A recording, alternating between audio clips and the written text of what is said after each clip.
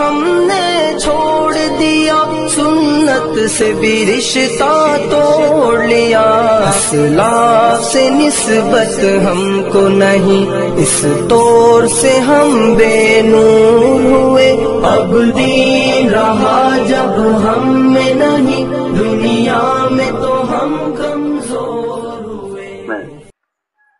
یہ طریقہ یہود کا تھا، پورے سال گناہ کرو، پورے ہفتے گناہ کرو، اور ہفتے کا ایک دن طے کر رکھا تھا جس میں اپنے پوپ اور پادریوں کے پاس جاتے تھے، کہ تم تو مشائخ ہو، اللہ والے ہو، تو ہمارے لیے اللہ سے دعا کر دو۔ وہ دعا کر دیا کرتے تھے اور یہ مطمئن ہو جاتے تھے۔ اس لیے ہم نے عرض کیا کہ بات اصل یہ ہے کہ ان حالات میں ہر شخص یہ سمجھے کہ اللہ رب العزت مجھ پر حال براہ راست لائے ہیں، مجھ پر حال براہ راست لائے ہیں، اور یہ بھی سب کے ذہن میں رہے کہ ایسا نہیں ہو سکتا کہ عذاب تو آوے کفار پر اور مسلمان اس میں پھنس جائے، ایسا نہیں ہوتا، ایسا نہیں ہوتا۔ یہ بھی لوگوں کا خیال غلط ہے کہ بھئی وبا تو آئی تھی غیروں پر، مسلمان پھنس گئے اس میں، نہیں، ایسا نہیں ہے، ایسا نہیں ہے۔ معاملہ اللہ کا ہر مومن کے ساتھ براہ راست ہے، معاملہ اللہ کا ہر مومن کے ساتھ براہ راست ہے، معاملہ اللہ کا ہر مومن کے ساتھ براہ راست ہے۔ یہ تو ہم کبھی بھی نہیں مان سکتے ایمان اور عقیدے کی روشنی میں کہ بھئی وہ تو اللہ کی طرف سے عذاب نہ ماننے والوں پر آیا تھا، بیچارے نیک مسلمان بھی اس میں پھنس گئے۔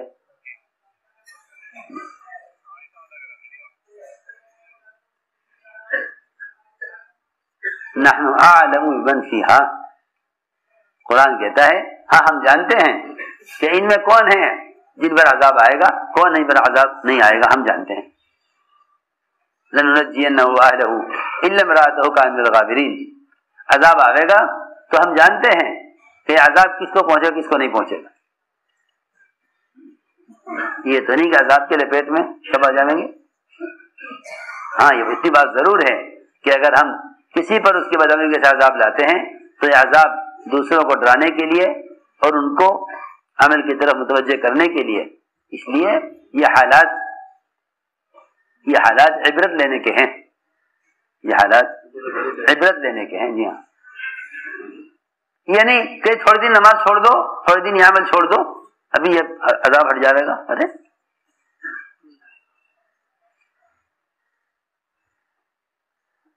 ربنا اکشف عنا العذاب ربنا اکشف عنا العذاب انا موقنون انا لهم الذکری وقد جاءهم رسول۔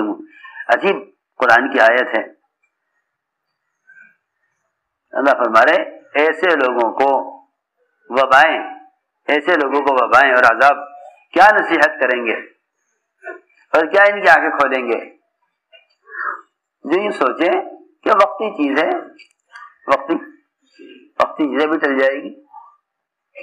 سنو تو صحیح، ان کو نصیحت کوئی فائدہ نہیں دیتی، جو اللہ کے عذاب کو ایک وقتی چیز سمجھتے ہیں۔ آج بھی مسلمان کا خیال یہ ہے کہ ایک بیماری سی پھیل گئی ہے اور تھوڑے دن کی بات ہے، ابھی ٹل جائے گی۔ اللہ کیا فرما رہے؟ انا کاشف العذاب قلیلا انکم عائدون، کہ ہم ہلکا سا تھوڑے وقت کے لیے عذاب ہٹا کر دیکھیں گے، تھوڑے وقت کے لیے ہم عذاب ہٹا کر دیکھیں گے، اور ہم جانتے ہیں کہ تم گناہوں کی طرف واپس جاؤ گے پلٹ کر۔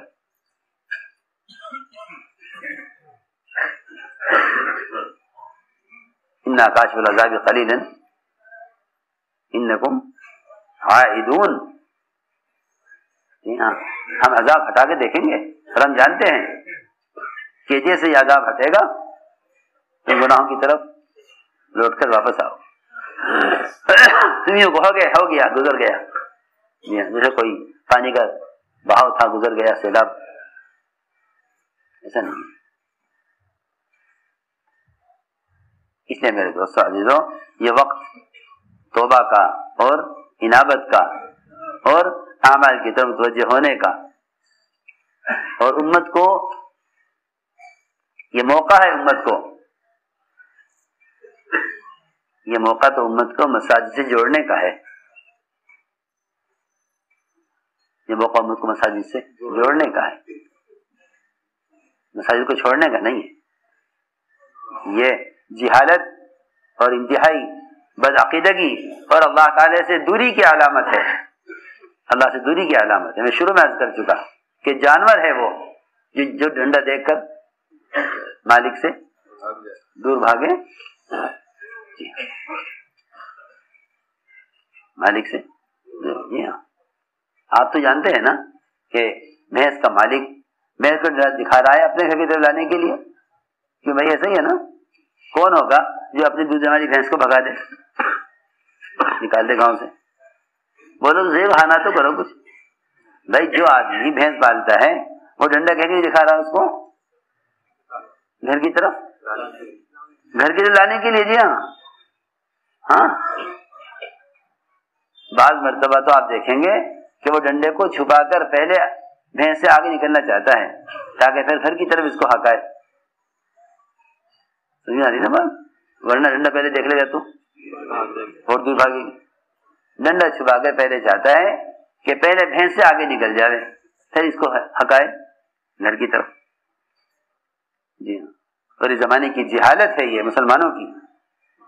ہم سمجھتے تھے کہ تمہیں عمل سے کافر نہیں روکیں گے، اگر تمہیں عمل سے کفار روکنے لگیں گے تو اللہ تعالی انہیں تباہ کر دیں گے.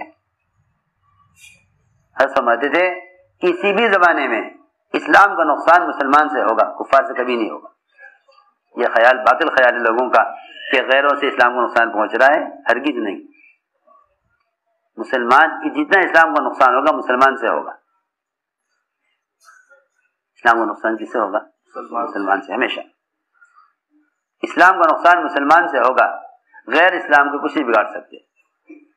اگر سارا باطل ایک وقت میں جمع ہو کر ایک استنجے کی سنت کے مقابلے پر بھی آ جائے تو باطل کی تباہی کے لیے کافی ہے. سیدھی بات ہے.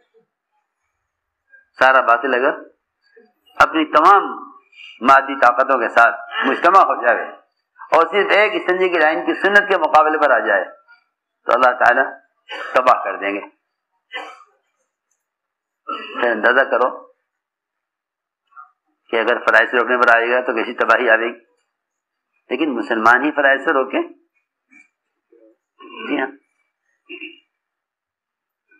بجائے اس کے کہ مسجدوں کو آباد کرتے، اللہ سے کہ گھر میں آ کر پڑھتے، اللہ سے کہتے کہ جی مسجد چھوڑ دو، مسجد چھوڑ دو کہ تمہارے جمع ہونے سے بیماری بڑھے گی. ہائے تم جن گناہوں کی نسبت جمع ہو رہے تھے جس سے عذاب آیا تھا، اب اس کے مقابلے میں اگر اللہ کی رضا والی کاموں پر جمع ہو گئے تو عذاب کیوں نہیں ہٹے گا؟ عجیب ہے. احمق قسم کے لوگ جن گناہوں کے اڈوں پر جمع ہونے کی وجہ سے عذاب آیا تھا اس عذاب کا علاج مسجدوں کو خالی کر کے عذاب کا علاج کر رہے ہیں. اس سے عذاب بڑھے گا، ختم ہوگا؟ ایسی الٹی سوچ ہے، کیسی الٹی سوچ ہے کہ نماز نہ پڑھو، گھروں میں پڑھ لو. حالانکہ صحیح حدیث ہے کہ جو عذاب اللہ کے یہاں سے آنا مقدر ہو چکا ہوتا ہے اللہ تعالیٰ عذاب کو صرف ان لوگوں میں سے ہٹا دیتے ہیں جو مسجدوں کا اعمال سے آباد رکھتے ہیں. کیا آپ حدیث کے انکار کر دیں گے کہ نہیں؟ جن تو وقتی طور پر کر رہے ہیں، وقتی طور پر اللہ تعالیٰ کا جو عذاب آتا ہے وہ کسی عمل کی تو متوجہ کرنے کے لیے آتا ہے. وہ عذاب یوں نہیں آ گیا کہ ہم 2-4 دن کے لیے لائے ہیں ہٹا دیں گے، جب ہٹ جائے گا تو پھر تم آ جانا عمل کی طرف. نہیں، ایسا نہیں ہے. عذاب کو ہٹانے کے لیے عمل ہے، عذاب کو ہٹانے کے لیے عمل ہے. یہ نہیں کہ تم عمل کو چھوڑ دو عذاب کے ہٹنے تک. ہم نے عرض کیا نا ابھی. اس لیے میرے دوستوں عزیزوں یہ موقع ہے مسجدوں کا اعمال سے آباد کرنے کا. باقی مسلمان کا ایمان ہے کہ اس کو دنیا کی کوئی طاقت اس کی موت کو روک نہیں سکتی. نہیں مسافہ نہ کرو کہ بیماری لگ جائے گی. ارے ایک صحابی شاید غالباً ابو ہریرہ رضی اللہ تعالیٰ عنہ، آپ نے مسافر کے لیے ان کی طرف ہاتھ بڑھایا، مسافر کے لیے آپ نے ان کی طرف ہاتھ بڑھایا مسافہ کرنے. انہوں نے دونوں ہاتھ پیچھے کر لیے. کیا بات ہے؟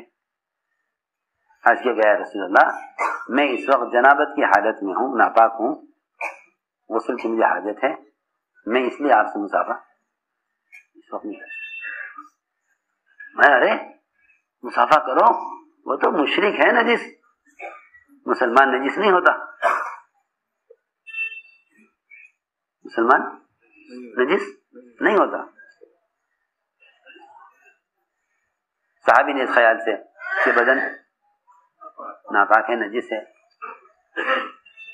آپ سے ظاہر بات ہے کہ آپ تو پاکوں سے پاک، جی ہاں آپ کا تو پیشاب پخانا پاک، اور میں غسل کی حاجت سے ہوں اس وقت اور ناپاک ہوں. فرمایا المومن لا يتنجس، نہیں مومن نجس نہیں ہوتا، مومن نجس نہیں ہوتا، مومن نجس نہیں ہوتا. ہاں ٹھیک ہے، آپ کو معلوم ہے کہ اس آدمی کو بیماری لگی ہوئی ہے اور اس کے لیے بیماری متعین ہو گئی ہے. اگر آپ کی طبیعت اس بات کا تقاضا کرتی ہے کہ ان سے احتیاط کی جائے تو احتیاط میں حرج نہیں، لیکن یہ احتیاط بھی کبھی بھی اس بات کا دل میں خیال نہ آئے کہ اگر مسافہ کروں گا تو بیماری لگے گی. یوں کو نہیں، بیماری اللہ کے امر سے آتی ہے. میں کیا بتاؤں، بیماری سے بچنا چاہتے ہو تو کہو اللہ کرتے ہیں، اور بیماری مبتلا ہونا چاہتے ہو تو یوں کہو گے کہ نہیں ملاقات کرنے سے بیماری آئے گی. وہ تو اللہ تعالیٰ یہ دیکھتے ہیں کہ ان حالت میں میرے بندے کا میرے ساتھ کیا گمان ہے. بس سیدھی بات ہے. اگر گمان اللہ کے ساتھ بیماری کا آنے کا ہے، حضور اکرم صلی اللہ علیہ وسلم ایک بخار کے بیمار کی عیادت کے لیے گئے.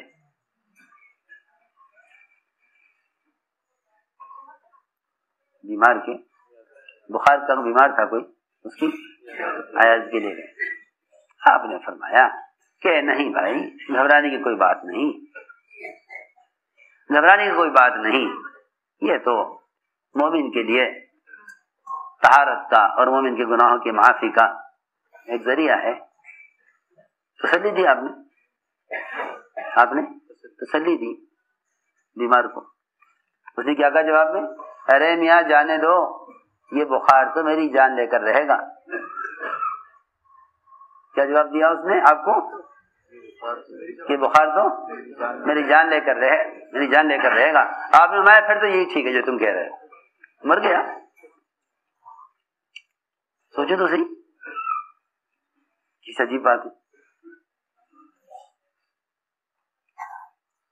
آپ نے تسلی دی بخار کا مریض کو، میں لا باس طہور، کہ نہیں تم ٹھیک ہو جاؤ گے، اور یہ وقتی بیماری ہے، تم ٹھیک ہو جاؤ گے.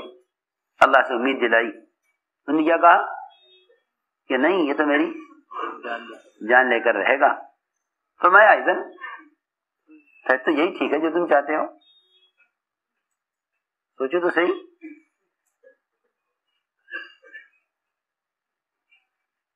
فرمایا فنعم اذن، پھر تو یہی ٹھیک ہے جو تم چاہتے ہو.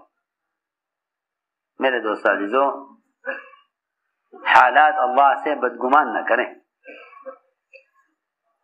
حالات اللہ سے بدگمان نہ کریں، کیونکہ اللہ رب العزت سب سے بڑی طاقت اللہ کے ساتھ گمان ٹھیک کرنا ہے. سب سے بڑی طاقت اللہ کے ساتھ گمان ٹھیک کرنا ہے. اور سب سے بڑی ہلاکت اللہ کے ساتھ بدگمانی ہے. تو سیدھی بات ہے، کیسے بھی وبا ہو، کچھ بھی ہو، اللہ کے ساتھ یہ موقع اپنا گمان ٹھیک کرنے کا ہے. اللہ سے کون بدگمان کرتا ہے بتاؤں؟ اللہ سے اسباب بدگمان کرتے ہیں.